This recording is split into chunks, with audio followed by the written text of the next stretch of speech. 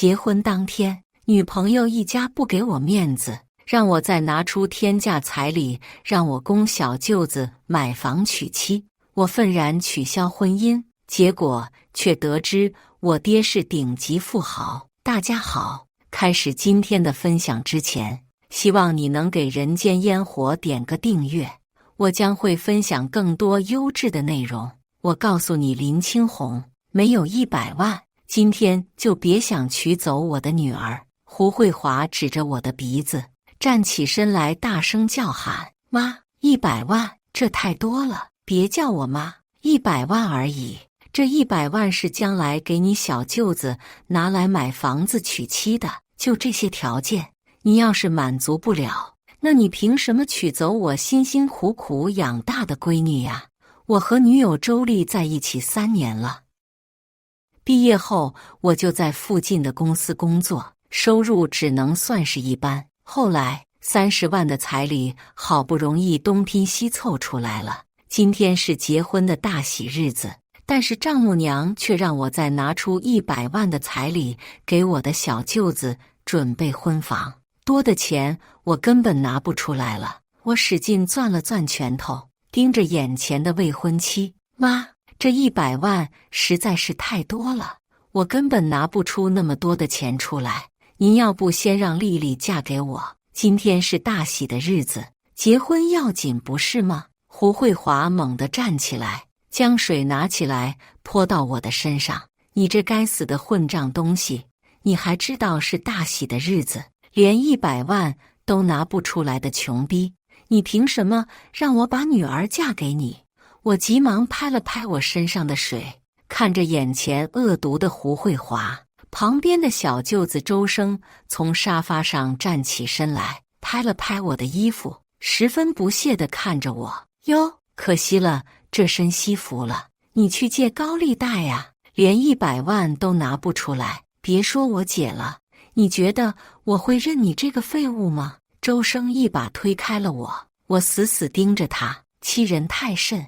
我看向一旁沉默已久的周丽，想让她帮帮我。丽丽，你帮帮我，你妈的要求有些，帮你有什么好帮你的？不过是100万而已，你要是拿不出来，你凭什么说你爱我呀？周丽态度坚决，一脸不屑的样子和平常完全不一样。她满脸的不高兴，两眼盯着我，像是在看什么脏东西。丽丽，你别闹了，能不能好好说说这事？有什么好说的？就这些彩礼，我弟弟需要这些，你连你小舅子都不愿意帮，还说什么爱我？你根本就不想娶我，没有的。丽丽，你听我说，要么今天拿出100万，要么今天这婚我就不结了。我看到他们一家人的态度如此恶劣，有些不知所措。我总不能大好日子和他们翻脸。我想要结婚，但是他们却一直强要着天价彩礼，我也没法拒绝。这样吧，我再给20万，咱们今天先把婚结了好吗？剩下的我们从长计议。这20万是我最后的积蓄了。从长计议？我弟弟那里马上也要和人家结婚了，怎么从长计议？你就不能去借高利贷或者卖掉你家房子吗？那我以后怎么办？跟我有什么关系？你们一家子死了，不都是因为你这个穷逼没本事吗？周丽这句话彻底惹火了我，不仅侮辱了我，还侮辱了我父亲。我把桌子上的酒杯摔在地上，彻底爆发。今天这个婚我不结了。不过他们的谩骂声，我下了电梯，失魂落魄地走在街上。忽然，一位女子拦住了我的去路。她慢慢走到我的面前，打量着我。你是？我叫雨岑，少爷。雨岑。我对于眼前的女人完全没有一丝的记忆，只是觉得她很神秘，应该很厉害。没等我继续开口，她自顾自说道：你今年25岁，父亲名为林红，母亲名为胡涵，你从小就生活在这里，我说的对吗？眼前的女人说的完全都是对的。我并不知道她对我的情况为什么这么了如指掌？你究竟是谁？为什么对我的情况这么了解？他慢慢地靠近了我，脸贴得我很近。放心，少爷，我对你没有什么恶意。我今天的目的就是为了告诉你，你的父母不是普通人。什么？你的父亲是世界商会的副会长，同时也是全国首富第一。他怕你和那些富二代一样，桀骜不驯，玩忽职守，因此穷养了你很多年。至于他们以后怎么安排，你马上就会知道。从现在开始，您可以过您想要的一切生活了。何静给了我一个飞吻，随后头也不回地走了。紧接着，我的手机收到一条银行短信：您好，您的银行账户收到一笔1亿元的入账。一瞬间，我有些激动，确定这些入款信息不是假的以后，我内心无比的畅快。紧接着，一群保镖涌进了楼道中，浩浩荡荡，让人不寒而栗。你们是我妈让你们来保护我的。离我最近的保镖鞠了一躬，语气十分恭维：是的，少爷，你们千万不能暴露我的真实身份，明白了吗？至于周家那些人，我迟早会让他们得到应有的报应。是，明白了，少爷。我一会还有事，你们跟着我。我没发生危险，可以不用露面。我打发走了一群保镖之后，拿着西服回到了家里。周丽和我的婚礼搞砸了之后，他就当上了一个暴发户的情人，直接把我甩了。他告诉我，之前的一切不过是和我闹着玩的，平日里用来打发一下时间罢了。我赚的钱根本供不起他的消费。原来结婚的时候，他就已经和暴发户在一起了。他和我一直到谈婚论嫁，也不过是因为我这个舔狗会无底线地顺着他，给他花钱。我从头到尾只是一个小丑罢了。我愤恨地握住手机，上面是周丽发来的信息，他和暴发户赵总的合照。我忽然从一个底层变成了富二代，这件事比做梦还邪门。每次被卡里余额震惊的时候，我都会想到周丽，也不知道周丽知道了我的真实财产和身份，会不会惊讶地说不出话。不过在我开始挥霍我的钱财去买车的时候，正巧看到了里面的周丽，而她旁边就是那个暴发户。这个暴发户也是最近新有钱的老板。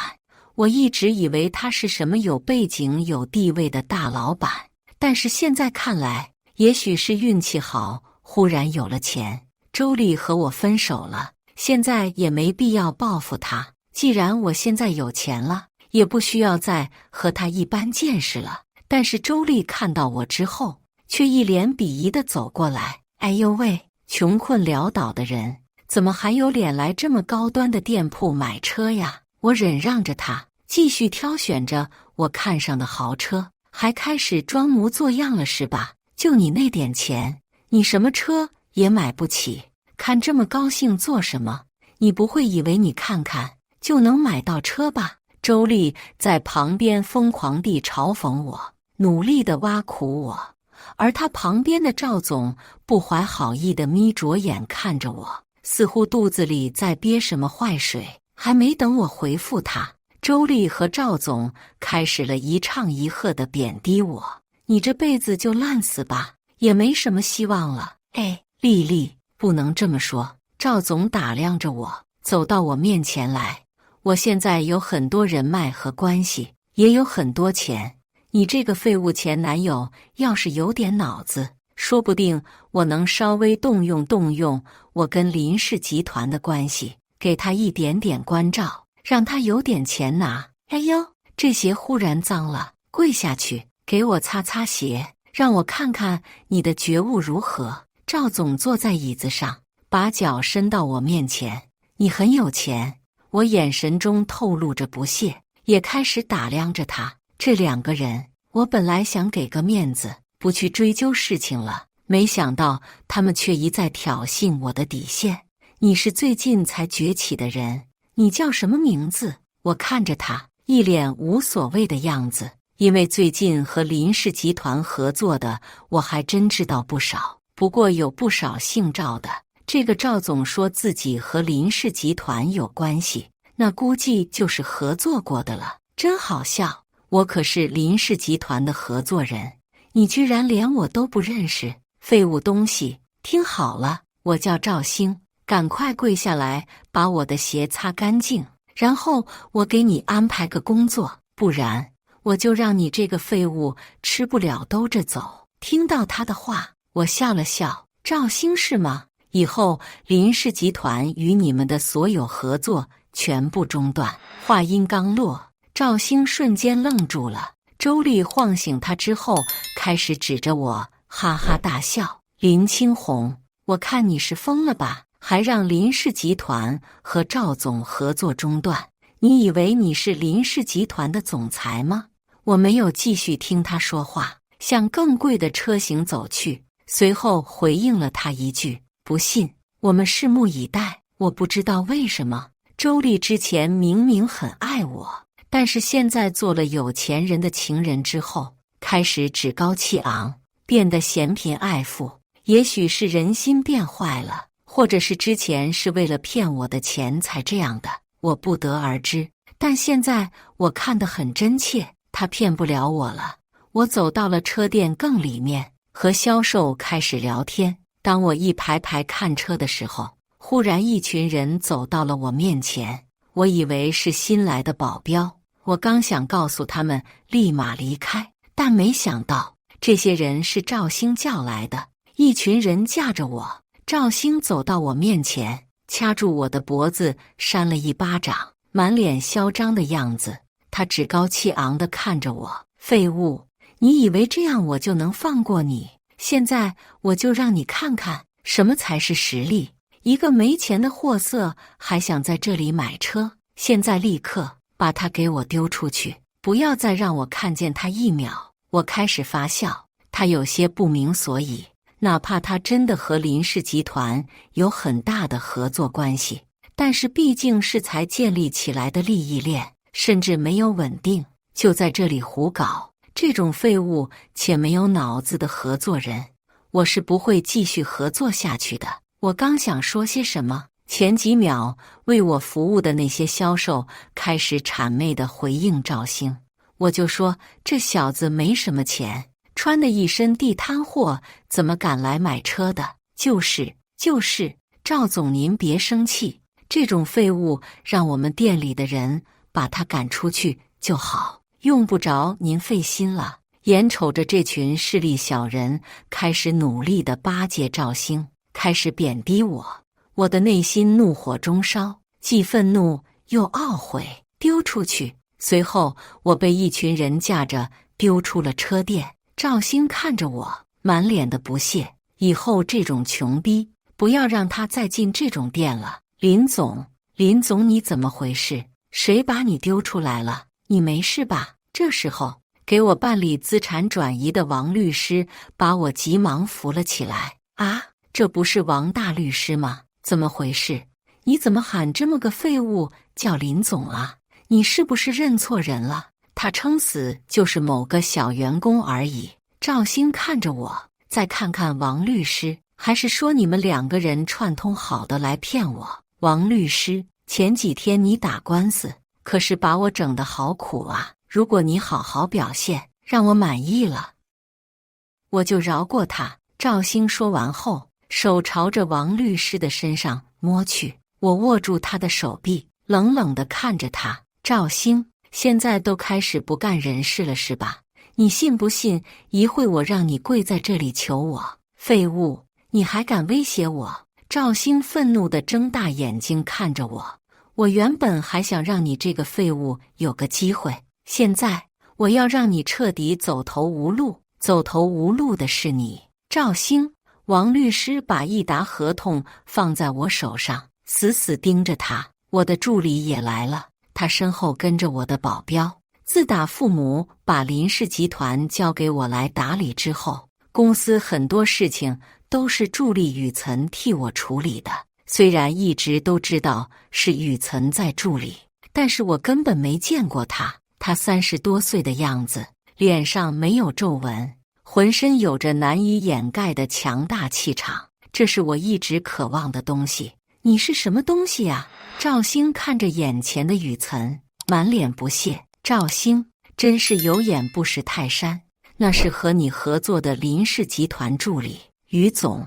赵兴吓得浑身一哆嗦，立刻换上一副陪笑的面容，谄媚的恭迎，和雨岑打招呼：“你怎么来了呀？于总，要知道您来，我就去接您了。哼，我要是不来的话，说不定还没办法发现你欺负我们家少爷呢。”雨岑满脸的威严，脸上看不出怒气，但是整个人不怒自威。啊，少爷，我什么时候欺负少爷？离开！赵兴慌忙看着这里的所有人，但是下意识忽略掉了我。雨岑慢慢地走到我身边，向我鞠了一躬。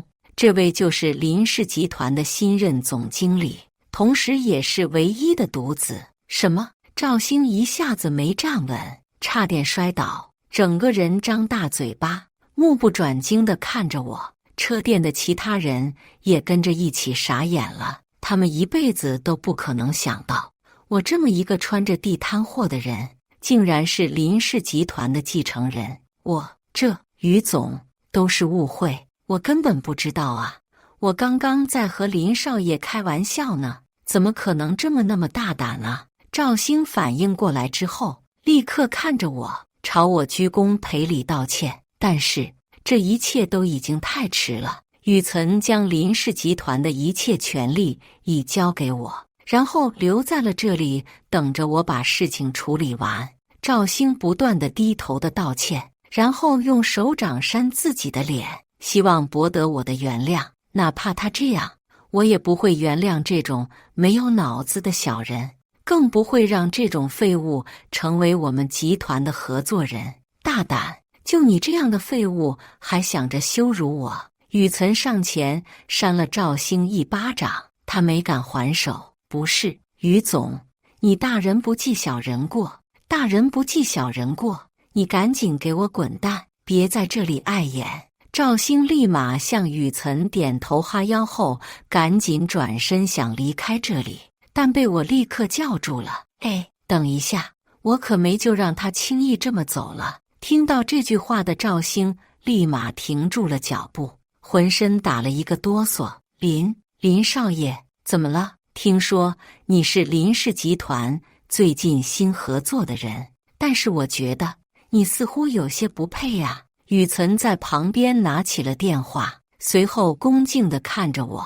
少爷，他确实最近和林氏集团有些合作，但是您只要说句话，我们立马终止与他的一切合作。既然如此，那就终止合作吧。雨岑看着他，随后拿出了一沓合同，看着眼前的赵兴。赵总，很可惜你得罪了我们集团的负责人，从现在开始，我们将终止一切合作，违约金我们会随后发放。从现在开始，林氏集团和你没有任何关系了。雨岑说话的声音很大，让人胆战心惊。赵兴立马拦住了雨岑，神情慌乱，随后看向我，整个人跪到了地上：“饶了我吧，林总，合作的时候我没有功劳也有苦劳，你不能终止我们的合作呀！”我一脚踹开了赵兴，低下身子去看着他：“谁让你敢得罪我？我能花那么多钱跟你合作，让你兴盛起来，我也能让你彻底掉下来。我可不是你能得罪得起的。滚蛋，别让我再看见你！”赵兴想冲上来揍我，但是开始犹豫了起来。他碍于林氏集团，林氏集团是知名企业，资产好几百个亿。如果他真的敢动手，我要是闹起来，他绝对破产。他最后怂了，缓缓放下了拳头。但那一刻，我满是嘲讽地瞟着他，眼神之中充满了挑衅。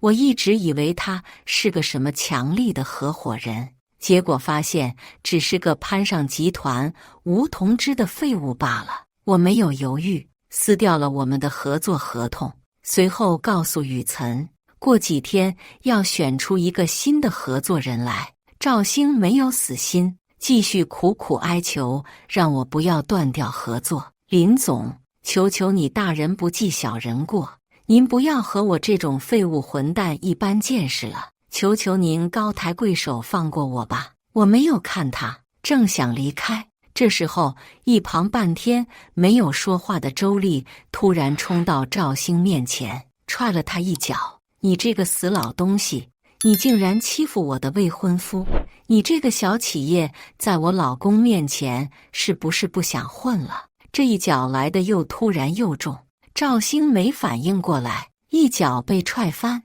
连我也懵了。紧接着周丽让所有人都看着他，随后大声开始宣讲，好好看看我的样子，我告诉你们，我可是林青红的未过门的妻子，你们要是再敢欺负我老公，他脾气好，我脾气可不好，哈，他还敢说是我老婆，哈哈哈！我说周丽呀，你讲笑话的能力还真不错呀，之前因为我拿不出那么多彩礼，让我滚蛋，现在竟然又说是我的未婚妻。没有啊，老公，我是在和你说笑，看你是不是真的爱我。以前的我太傻，不知道你这么有钱，你可是林氏集团的继承人，当然可以娶我了。周丽想抱着我的胳膊，我一把推开他，和我说笑，哈哈哈，行啊，你都说了是和我说笑，那我问问你，让我给你弟弟掏100万买婚房的事怎么说？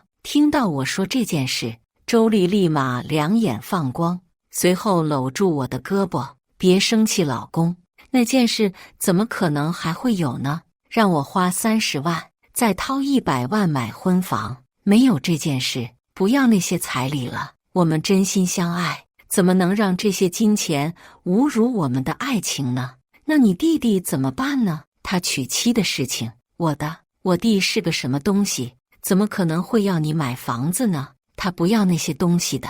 虽然嘴上说着不要，但是周丽估计内心想的是，等我娶她，嫁入到林氏集团之后，钱财那种东西还不是张嘴就来，这种女人绝对不可能让我娶进来，败坏家族。我记得你说过，我们一家子死了也是怪我这个穷逼呀。清脆的巴掌声响起，我话音刚落，周丽立马重重地扇了自己一巴掌。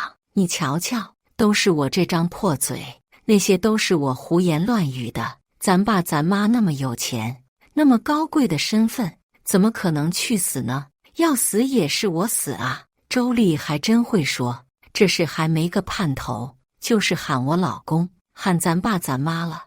我和周丽正在拉扯着，一旁的赵兴起身，满脸通红，目目圆睁地看着周丽，你这个死贱人，明明说好的看上了我，要一直跟着我过日子，现在竟然跟着林总了，闭上你的嘴！周丽扇了赵兴一巴掌，你是个什么东西，也想着包养我，想追我？以前你那点本事，只是为了让我更好地保养我自己，然后让我安心伺候林总，赶紧滚远点，别在这里碍着林总的眼。赵兴脸都憋绿了，你这个贱货，掉进钱眼的贱女人，站在这里太久了，我不想继续浪费时间了，让雨岑带着人把他们全部轰了出去。周丽仍然不死心，想要和我继续再续前缘。我不屑地看着他，没再理会他。从现在开始，我要正式接手林氏集团。但随后，最近很多的公司和企业逐渐和林氏集团开始断交了合作，说是不让林氏集团一手遮天。但是这些人很多都是和林氏集团有些合作的，也因为林氏集团的地位水涨船高。如果这些人是真的想断绝合作，我绝对不会说什么，毕竟总有人适合更好的。但是他们有些只是有些合作，甚至有些极其不情愿。我让雨岑赶紧去查了一下，为什么最近这么多小型企业都断了关系。结果情况让我大跌眼镜，是照着赵兴的一家公司里面的高管高启英，让他们这些小型企业和我们断交。一开始他想让大型企业和我们断交，但是那样就相当于是抽了他们的血，所以没有几个人愿意去干。最后后面的公司看不下去了，纷纷和那个公司减少了合作和来往。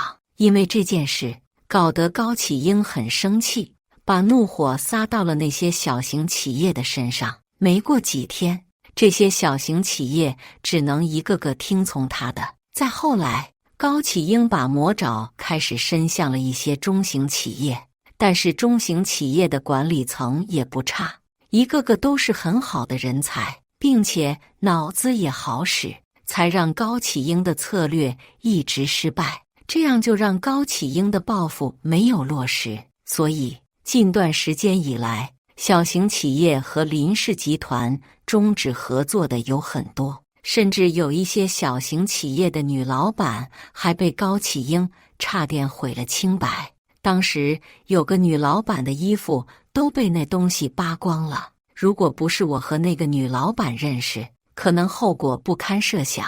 我看了看雨岑，开始陷入了沉思。那为什么这件事我的父母没出来管呢？他们说，既然把林氏集团交给你，对于这种小丑一样的角色，希望您能自己解决。解决？我当然要解决。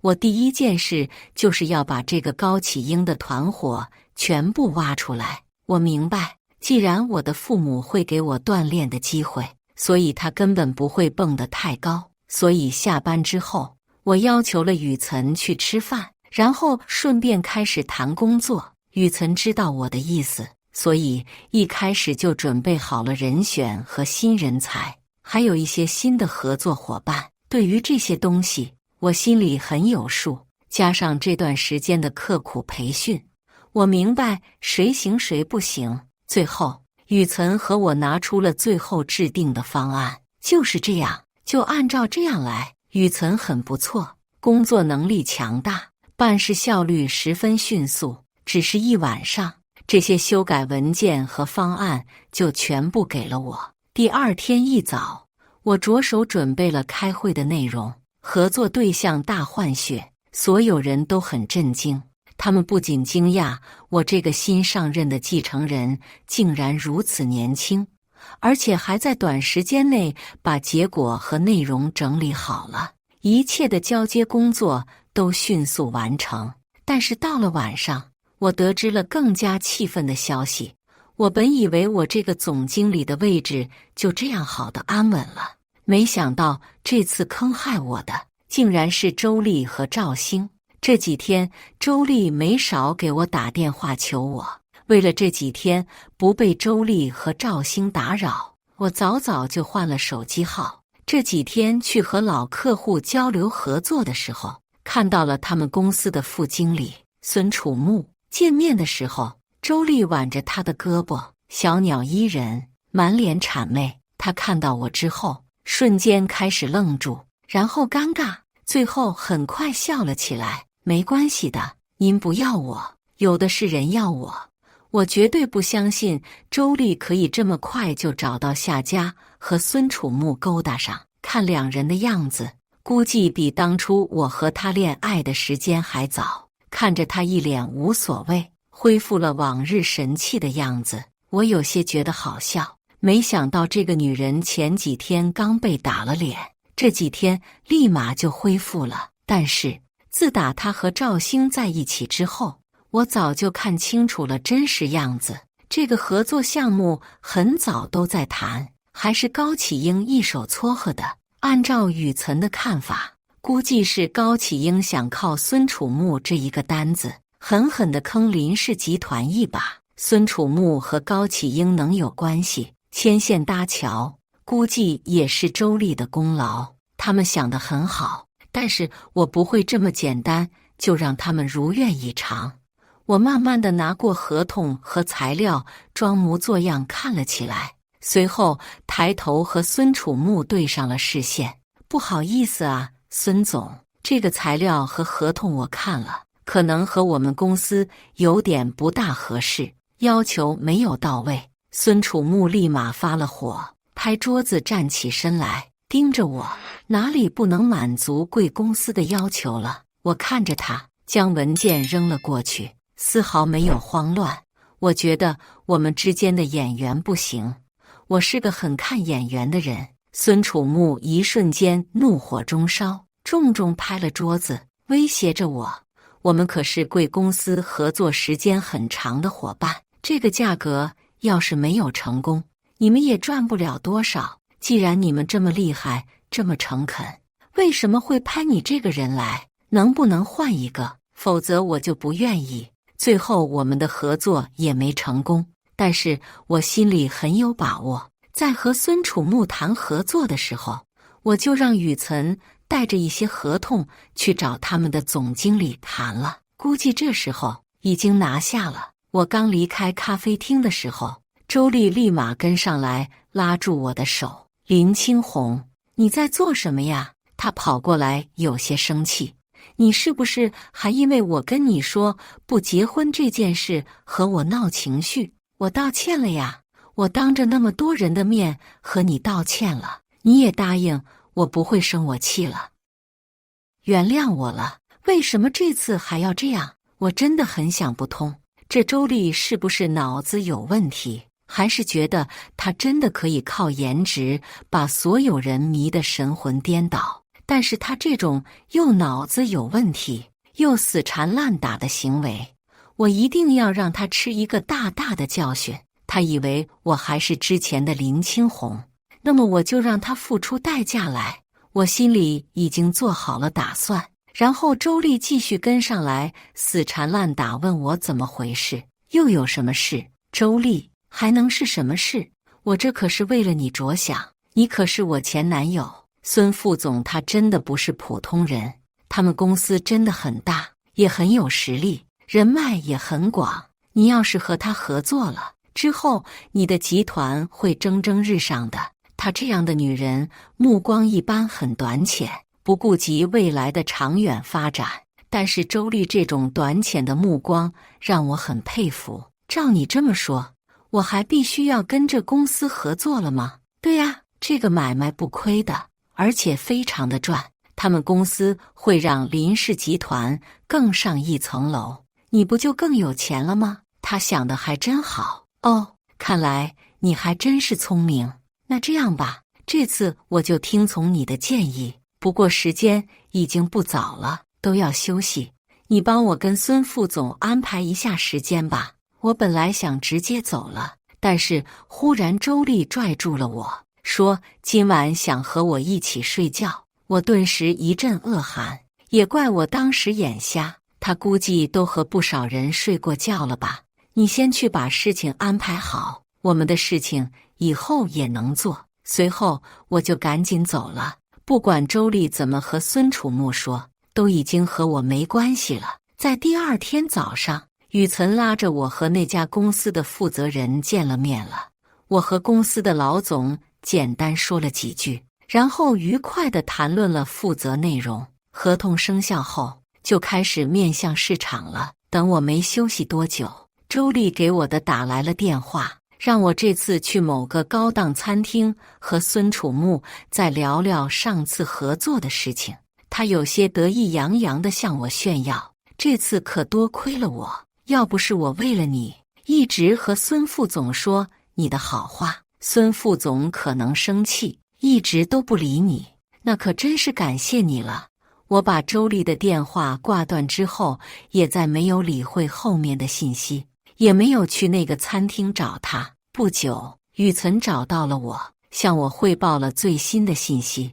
那家公司的老总知道这件事后，开始洗牌管理层，结果孙楚木彻底下去了。这些我知道迟早会发生，但后续周丽晚上继续约了我出门见面。等我再见到他，发现他哭得很凄惨。对不起，青红，我知道我不该那么对你，求求你别再伤害我了。我仔细去看着他，发现他整个人被揍得不轻，鼻青脸肿，头发都被揪掉了好几根。根据他的说法，我才明白了，原来赵兴和孙楚木的老婆全都去饭店找周丽了，就是他今早跟我说的那个高档酒店。前面是因为赵兴失去了合作伙伴，后面是因为孙楚木又被开除了。这两个人的伴侣一瞬间从天堂落到了地狱，很长时间不能再花钱，并且知道自己的老公被别人给勾引了，所以他们去找了周丽，把她狠狠揍了一顿。青红，你来说一说他们为什么要打我？我去帮他们的时候帮他们处理，赚钱的时候为什么他们不来谢谢我，反而现在来打我？周丽跟我吐了很久的苦水，但是我根本没有理他。这一切的一切不都是他咎由自取的吗？随后我想着上车离开这里，但是他一直拉着我不放手，我只能让雨岑找来保安把他给轰了出去。这种人根本不值得同情，他从一开始抛弃我，随后算计我，最后一脚踹了我。后来就算知道了我是林氏集团的继承人，他也依然用着他的小聪明来算计我。他能今天落到这番的地步，就是他在咎由自取。我将自己修整好，满意的点点头。我跟雨岑吹着冷风，站在了公司门口，等待着后续发生的一切。我知道今天收网的时刻该到了。高启英带着他全家跟他的情妇坐在车上，苦苦等待着。我非常激动，他们以为自己兴风作浪了这么久，却没有想到现在却被抓着。我笑得很开心，很想庆祝。他们以为自己能过上飞黄腾达的日子，却没有想到自己从天堂坠入了地狱。雨岑看了看手腕上的表，发现时间差不多了。一声声警笛声响起，我慢慢地整理了自己的西服，带着雨岑来到了他的面前。恐慌的高启英还在紧张，在被警方控制的时候还在嘴硬，他的全家被吓得蹲在一旁不敢说话。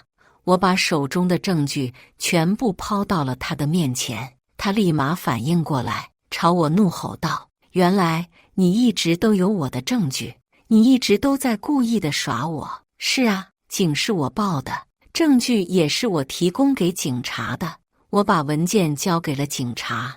高启英最后双眼通红，青筋暴起，一直在嘶吼着。他反抗不过任何的人，最后被抓了起来，而我的美好日子终于来临了。以上就是今天分享的故事。